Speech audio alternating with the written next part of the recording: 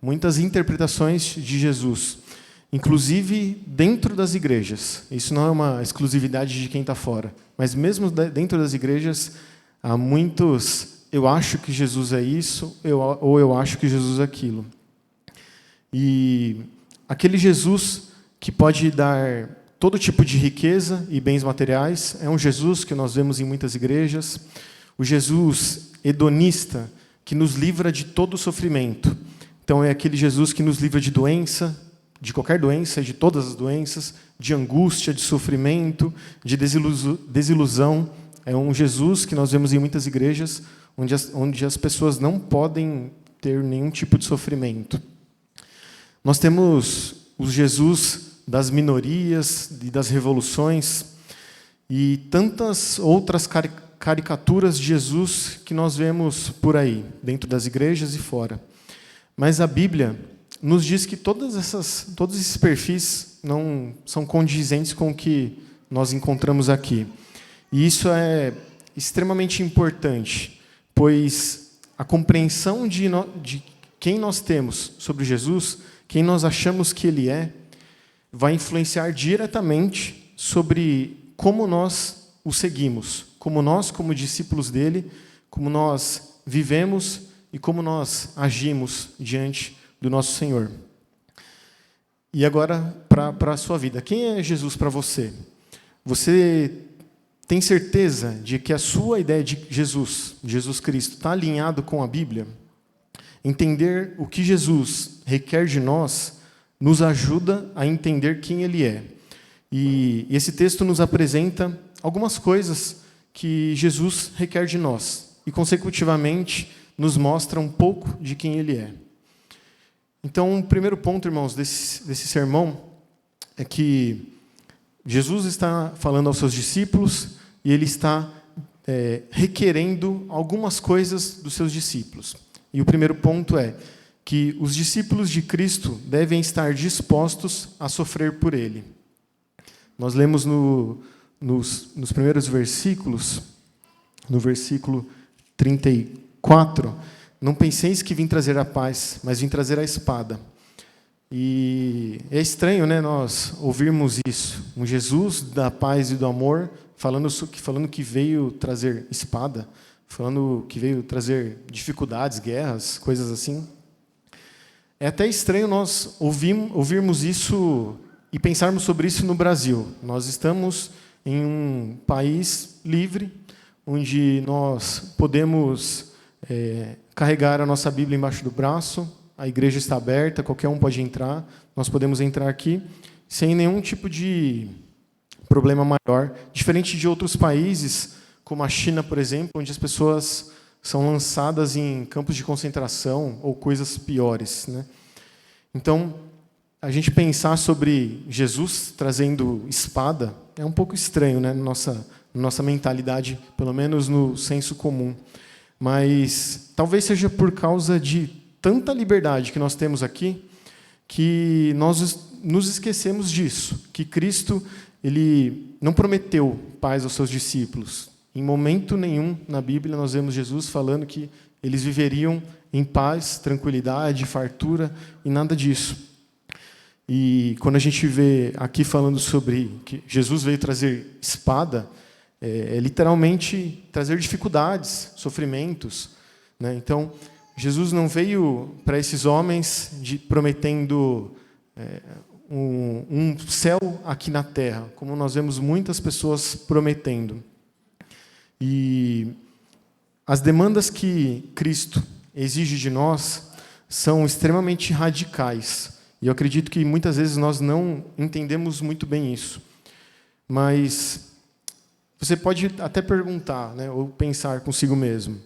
Mas Jesus não fala que Ele veio trazer paz? E a gente vê vários textos. Texto de Isaías 9:6, aquela profecia que fala que Jesus é um maravilhoso conselheiro, Deus forte, Pai da eternidade e o príncipe da paz. João 16:33, estas coisas vos tenho dito para que tenhais paz em mim. João 14:27, deixo-vos a paz, a minha paz vos dou.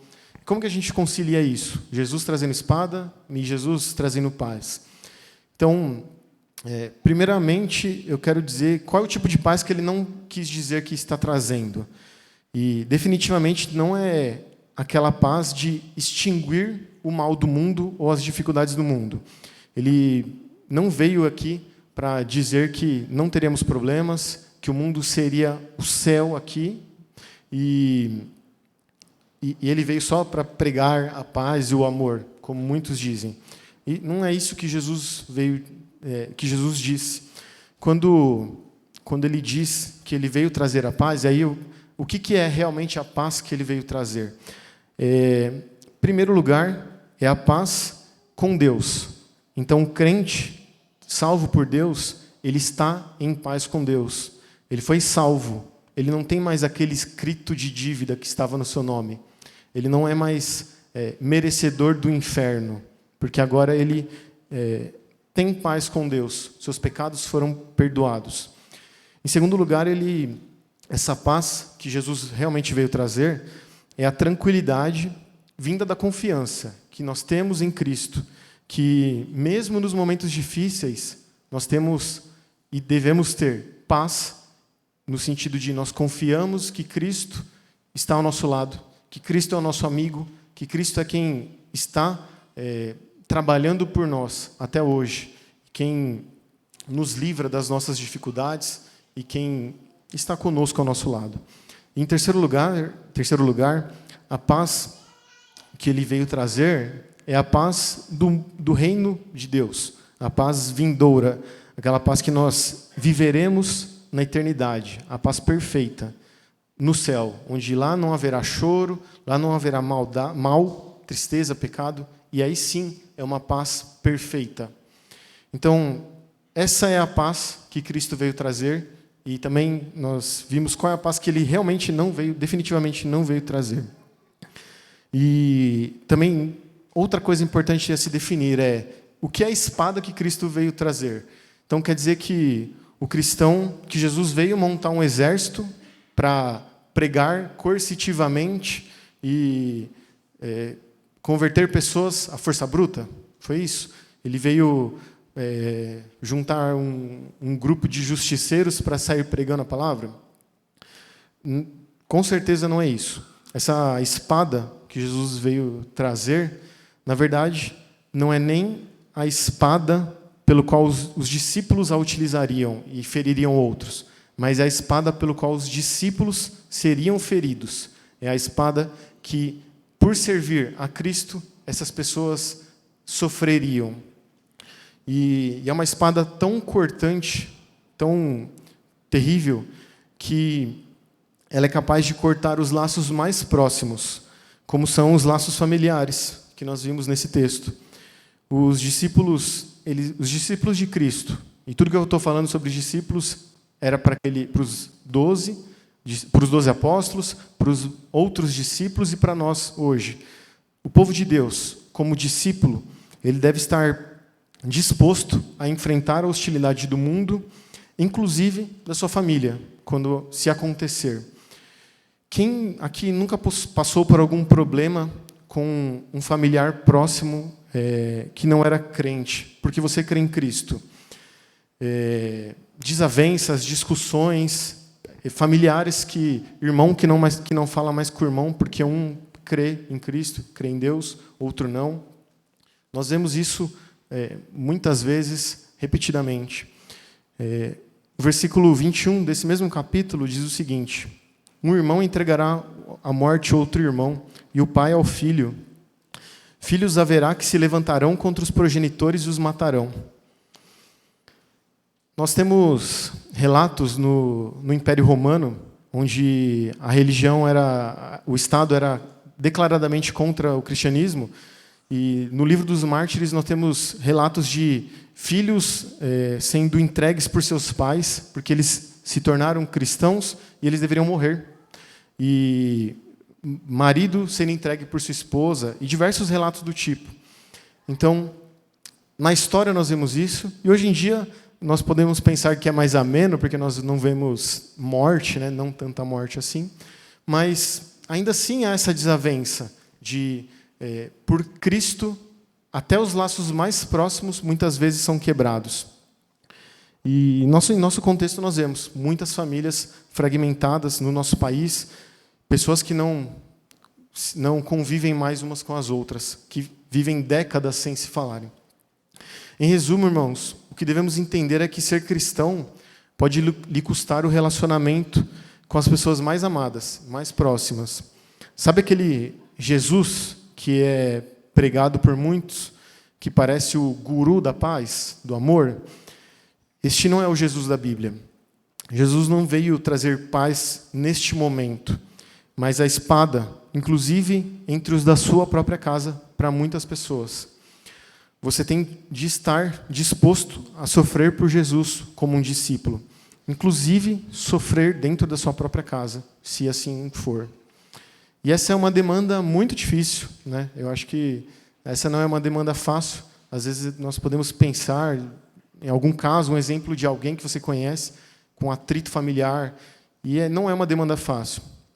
E o segundo ponto, irmãos, a segunda demanda que nós temos vindo desse texto é: os discípulos de Cristo devem amá-lo acima de tudo, inclusive daqueles a quem mais ama, que é a sua família. O versículo 37 diz o seguinte: quem ama seu pai ou sua mãe mais do que a mim, não é digno de mim. Quem ama seu filho ou sua filha mais do que a mim, não é digno de mim. Jesus diz que aquele que ama, nem que for uma pessoa muito próxima, aquela pessoa que todos nós amamos, nossos familiares, aquela pessoa que nós temos um relacionamento mais próximo, que cuidou da gente, ou que viveu a vida junto com a gente, que a Bíblia nos ensina a amá-los, nós devemos amá-los e cuidarmos, estarmos juntos, mas nós nunca devemos amá-los mais do que a Cristo, mais do que a Jesus. E nós também devemos entender o que significa ser digno de Cristo, né? Jesus fala que essas pessoas não são dignas dele. E se a gente entender no mais literal, ninguém é digno de Jesus, porque nós todos somos falhos. Mas o que Jesus quis dizer é, aquela pessoa que coloca outras pessoas ou outras coisas à frente dele não é digna dele. Nós, não somos dignos de Cristo se não amarmos mais a Ele do que qualquer outra pessoa, inclusive aquelas mais próximas.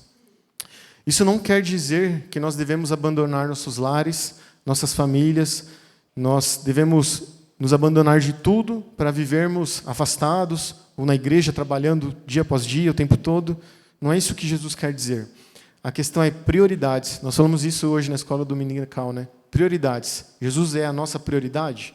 Nós, pensando e com o tempo nós viemos falando várias vezes na escola dominical, há alguma coisa na frente de Cristo, acima de Cristo na nossa vida? Ou Jesus é a nossa prioridade? É o primeiro lugar das nossas vidas. E Jesus nos faz pensar, para nós, quem nós mais amamos, quem está ali acima do nosso coração? Nós amamos mais as coisas, as pessoas ou a Ele, a Jesus? E uma ilustração, irmãos, que um dia eu estava dirigindo o carro, estava com todo mundo no carro, e a Lívia fez uma pergunta para mim, e ela perguntou o seguinte, ela falou: papai, se no céu tudo vai ser perfeito e não vai haver tristeza, não vai ter choro, não vai ter pecado, não vai ter morte, não vai ter tristeza, o que vai acontecer com uma pessoa que ir para o céu e ver que um parente próximo dela não está lá? Por exemplo, uma mãe que vê que o seu filho não está lá, ou um pai que vê que sua esposa não está lá, um marido que vê que sua esposa não está lá. O que vai acontecer? Se essa pessoa não pode ir, se no céu não haverá sofrimento nem mal, como que essa pessoa vai reagir? E esse texto, irmãos, eu acho que ele, entre outros, nós não fazemos teologia só sobre um texto, mas esse texto nos dá uma ideia muito boa sobre isso. Nenhum relacionamento vai prevalecer e deve prevalecer diante do relacionamento entre o Criador e os seus filhos, e a sua criatura. Então, no céu, um pai pode até não encontrar o seu filho, ele que foi e está perdido no inferno. Mas isso não vai ser um motivo de tristeza, porque toda tristeza no céu vai ser ofuscada pela alegria, pelo gozo de finalmente estarmos diante de Deus. Para talvez ilustrar melhor, imagine que eu venho aqui, entrego para o Lucas, falo assim: Lucas, eu tenho 2 presentes para você. Eu sei que você estava querendo muito mudar de casa, e eu sei que você gosta muito de sorvete de chocolate. Então eu trouxe para você um sorvete de chocolate e eu te dei um apartamento aqui, novinho. Aí eu vou entregar para ele, o sorvete cai. Vocês acham que ele vai ficar triste por causa do sorvete que caiu? Apesar dele amar sorvete de chocolate, é o sorvete que ele mais gosta. Eu acho que essa é uma ideia um pouco parecida. É uma ilustração pobre, mas dá para imaginarmos. Não vai haver nada que se compare do que estarmos diante do nosso Deus, do nosso Criador. Então, mesmo hoje, a Bíblia nos ensina que nós devemos amar a Deus com todo o nosso entendimento, com todo o nosso ser, mas nós não conseguimos amar a Deus com todo o nosso ser. E, por isso, nós amamos muitas outras coisas mais do que a Deus. E no céu não haverá mais isso. No céu, a criação vai ser restaurada. A criação vai ser restaurada de forma perfeita. Nós conseguiremos adorar a Deus como hoje nós deveríamos, mas não conseguimos. E eu acho que essa ideia nos dá luz a esse texto. Nós devemos amar a Cristo acima de tudo. No céu, nós amaremos a Cristo acima de tudo. E isso também nos faz pensar, se no céu a realidade será essa, como hoje nós temos vivido? Nós temos amado a Cristo acima das coisas, acima das pessoas, acima da nossa família, das pessoas mais próximas e amadas? Ou muitas coisas estão à frente do nosso amor com Deus, com Jesus? Algumas aplicações, né? Quais são as prioridades do seu coração? Nós estamos falando vários tempos, em cultos, escolas dominicais, sobre os ídolos, né, do coração. É um tema recorrente. Quem é que está acima? Tem algo à frente de Deus na nossa vida, no nosso coração? Seus filhos são o Deus da sua vida? Seu pai, sua mãe são o Deus da sua vida? Seu marido, sua esposa é o Deus da sua vida? Você já disse, ou você já pensou assim: se eu perdesse o meu filho, é melhor que eu morra. Se eu perder minha esposa, eu vou me matar. Esses pensamentos ou essas frases são indícios de que há algumas coisas acima de Deus no nosso coração. E às vezes nós externalizamos isso. Às vezes não. Nós externalizamos os nossos corações o tempo todo, né? Mas alguns exemplos. Um crente que vai na escola deve defender o seu filho que bateu na professora, alguma coisa, e que claramente foi isso e não há uma desculpa. Ou seja, nós vemos uma pessoa indo contra o que é justo e o que é certo, uma punição, uma bronca, e defende o que é errado. Isso é se colocar, amar mais a sua família do que a Cristo. Um crente que defende um familiar querido que cometeu um crime, que é claramente ele quem cometeu, é evidente, não há dúvidas, e um crente que defende essa pessoa, esses são demonstrações de que essa pessoa possui outras coisas acima de Deus em sua vida. E nós, e você, será que você tem colocado familiares ou qualquer outra coisa acima de Jesus? E essa também é uma demanda muito difícil, com certeza para todos. As pessoas que têm famílias maiores, aquela família muito próxima, pessoas que têm famílias menores ou mais afastadas, mas independente, essa é uma demanda muito difícil. E uma terceira demanda que Deus requer dos seus discípulos é que os discípulos de Cristo devem amá-lo acima de tudo, inclusive acima de si mesmo. Os versículos 38 e 39 diz o seguinte: E quem não toma a sua cruz e vem após mim, não é digno de mim. Quem acha a sua vida, perdê-la-á. Quem, todavia, perder a vida por minha causa, achá-la-á. Você percebeu a progressão da dificuldade das demandas? Em primeiro lugar, Jesus disse que os seus discípulos vão sofrer. Em segundo lugar, sofrer, inclusive por causa, talvez, da sua própria família. Em segundo lugar, ele requer que os seus discípulos o amem acima de tudo, inclusive dos seus familiares.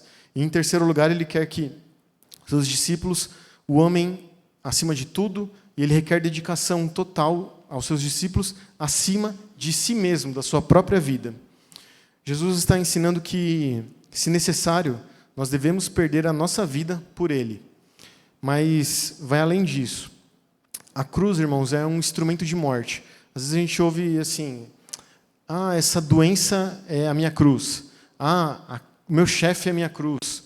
É a cruz que eu tenho que carregar na minha vida. E isso é uma frase errada, porque a cruz é um instrumento de morte.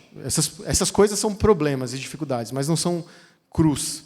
A cruz, aqui, ela nos dá a ideia sobre matar coisas que devem ser mortas.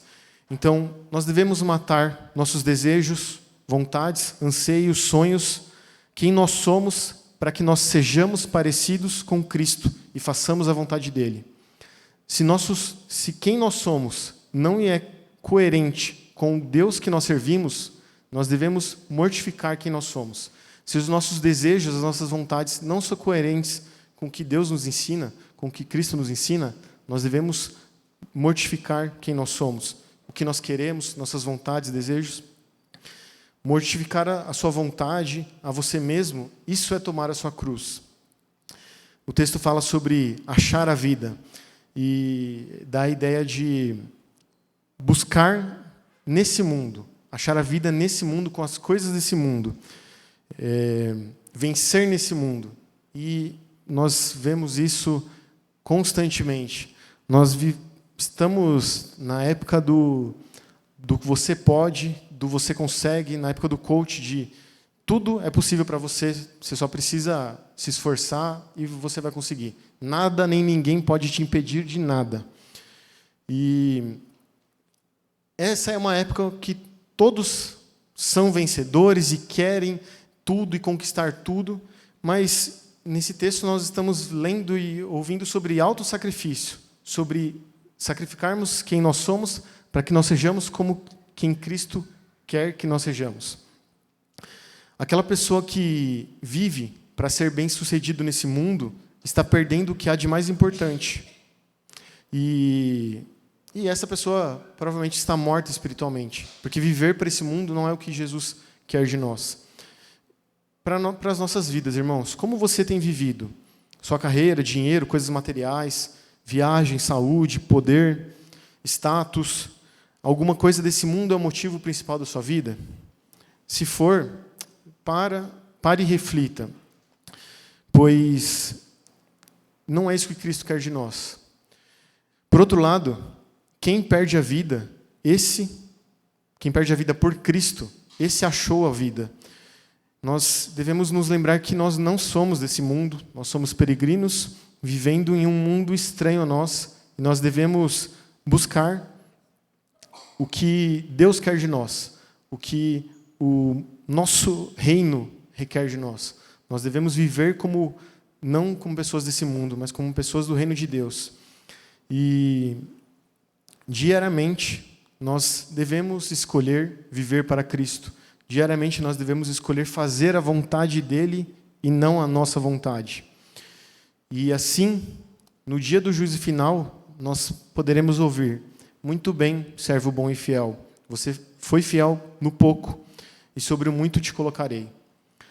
Mas quem vive nesse mundo para conquistar as coisas, não conquistará nada além do que as coisas desse mundo. Algumas aplicações, irmãos, para nós. Primeira aplicação sobre as coisas desse mundo. A mais óbvia das aplicações é que não deixe as coisas materiais, as coisas desse mundo, te tomar o centro da sua vida. É infinitamente melhor viver como um pobre nesse mundo do que viver como um pobre nesse mundo, mas passar a eternidade ao lado de Deus, do que passar a curta vida que nós temos aqui, com poder, com tantas coisas, dinheiro, luxo, sendo admirado pelas pessoas, mas passar a eternidade inteira longe de Deus, perdidos no inferno. Uma segunda aplicação, irmãos, é sobre a vida cristã. Você sabe o que Cristo espera de você? Ou sobre como você deve viver? Ele espera que você não seja como quem você é, e sim como Ele deseja que você seja. Qual é a verdade mais importante sobre o homem que nós encontramos em Gênesis 3? É a queda. O homem foi corrompido pelo pecado. Nós lemos isso em Romanos 3, 23. E o pecado mudou o nosso ser, e nós somos egoístas, nós somos autocentrados, nós buscamos a nossa vontade. Isso não é todos, é a começar por mim, a todos aqui, todos os crentes. Nós somos assim. E nós buscamos a nossa vontade o tempo todo. E aí a gente vê pessoas que falam assim, mas eu nasci assim, eu vou morrer assim, é isso aí, acabou. Não vem com isso para mim porque eu não vou mudar, já sou velho, ou eu não quero mudar, ou eu sou assim mesmo. E cuidado com esse tipo de pensamento, porque todo vaso deve estar flexível o suficiente para ser moldado, porque se ele não for, ele vai ser quebrado, ele vai ser perdido. Nós devemos mudar, nós devemos carregar a nossa cruz, nós devemos mortificar o que tem nos contaminado, que é o pecado. E para isso, nós devemos buscar a imagem de Deus. Nós devemos buscar mortificar quem nós somos, nosso pecado, a nossa realidade. E isso nós só conseguimos por intermédio de Deus e comunhão com Ele, sabendo o que Ele deseja de nós em cada situação do meu dia a dia, em cada situação da minha vida, em cada problema que eu passo. Isso significa carregar a cruz. Isso significa que quem perde a vida por Cristo, na verdade, achou a vida. E aí a gente pode também, outra frase comum, mas não é fácil deixar de ser egoísta, não é fácil deixar de ser irado, não é fácil deixar de ser amargurado, não é fácil deixar de ser ansioso, de ser imoral, de ser grosso, de ser orgulhoso, de ser angustiado. Eu sei que não é fácil. Todos nós sabemos que não é fácil. E realmente não é fácil, nem para mim, com certeza não é fácil, nem para nenhum de nós. Mas em Cristo nós conseguimos. E essa das 3 demandas é a mais difícil. E é uma demanda muito difícil. Mas há algo importante aqui, irmãos. Você é forte? Essa pergunta muda tudo. Porque o texto de Mateus 11, 28 diz o seguinte: Vinde a mim, todos os que estáis cansados e sobrecarregados, e eu vos aliviarei. Jesus não quer que você seja forte, Ele não ordena que você seja forte, e Ele não confia na sua força. E se nós estamos em pecado, em erro e cambaleando por aí, é porque nós estamos nos apoiando na nossa força. O que Jesus quer de nós é que nós busquemos a Ele, nos mortifiquemos para ser como Ele. Provérbios 16, 18 diz: A soberba precede a ruína, e a altivez do espírito a queda. Nós não devemos ser soberbos, nós devemos buscar em Cristo a nossa vida. Nós devemos perder a nossa vida para achá-la em Cristo. E o que Jesus quer de você é que você confie nele, que você confie nele a ponto de que o seu eu morra, para que ele nasça em você, para que ele seja visto em você, para que cada dia mais seja visto menos de nós mesmos e mais de Cristo em nós. E, concluindo, irmãos, essas reivindicações são profundas demais, difíceis demais, e quem poderia exigi-las de nós, ou de qualquer pessoa? Nenhum líder político ou religioso, nenhuma pessoa poderosa, nenhum filósofo, nenhum sábio poderia exigir nada disso de alguém. Poderia exigir que você sofra por ele, ou que você o ame mais do que a sua família, ou que você o ame mais do que a si mesmo. Então aí nós começamos a entender quem é Jesus, sobre aquela pergunta inicial. Quem é Jesus? C.S. Lewis, ele disse que Jesus só pode ser um mentiroso, um louco ou o próprio Deus. Porque uma pessoa que diz tais coisas e exige tais coisas, se ele sabe que elas são erradas e não são reais, ele é mentiroso. Então, se ele está consciente disso, ele é um mentiroso. Ele também pode ser um louco, por fazer essas coisas fora de si. Mas se ele não é nem um louco e nem um mentiroso, ele só pode ser o próprio Deus. Somente Deus pode exigir isso. Nenhum fundador de nenhuma religião no mundo fez demandas tão difíceis quanto estas. A gente tem que saber que nós não estamos diante de um homem qualquer, de um homem sábio, um homem amoroso. Nós estamos diante do Rei do Universo, aquele que criou todas as coisas, deu a vida e nos criou e deu a vida ao seu povo que estava morto. Somente Jesus pode fazer isso. Somente por Ele que nós podemos fazer tais coisas. E nós devemos estar dispostos a sofrer por Ele. Nós devemos estar dispostos a amá-lo mais do que a nossa família. E nós devemos estar dispostos a amar mais do que a qualquer coisa, inclusive a nós mesmos. Quem é Jesus para você, irmãos? Quem é Jesus para você? O homem fraco que nós vemos por aí, da paz, do amor, da igualdade que é pregado por aí, esse é o Jesus? Ou é o Senhor do Universo, que, como nós vemos nesse texto, é um homem, é Deus, é o próprio Deus encarnado e é homem. Ele não é nem mais Deus do que homem, nem mais homem do que Deus. Mas ele é o Deus homem encarnado que entregou sua própria vida em nosso lugar e somente Ele pode exigir tais coisas de nós.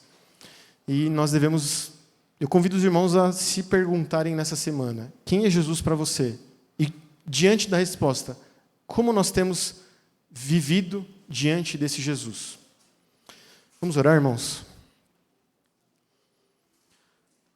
Deus Santo, nós estamos aqui para cultuar a Ti, nós lemos essa palavra, nós vemos que o Senhor não é um homem qualquer, o Senhor é o Deus encarnado, Senhor do universo, Senhor de todas as coisas, que nos criou, que nos salvou. O Senhor é quem traz a verdadeira paz, aquela paz que ninguém pode tirar, que nem a espada, nem o perigo, nem a morte, nem os problemas, nada pode tirar essa paz. A paz que o Senhor nos dá é única. Uma pessoa pode estar diante da morte e ter paz no seu coração. E ninguém nesse mundo pode fazer isso. Nem pregadores, nem homens, nem filósofos, pessoas sábias, ninguém pode fazer isso. Nós reconhecemos que não há ninguém como o Senhor. E nós pedimos que o Senhor nos transforme. A começar por mim, nós precisamos mortificar quem nós somos. Nós precisamos abdicar de quem nós somos para que nós possamos ser como o Senhor é. Que a sua imagem resplandeça em nós cada dia mais, que a imagem e semelhança do Senhor cresça e se fortaleça cada dia mais em nós. Que nós pareçamos menos com quem nós somos, como homens fracos, pecadores, falhos e miseráveis, e que nós nos pareçamos cada vez mais com o Senhor, santos, que ama a Deus. Seja conosco, Senhor, porque nós precisamos de Ti.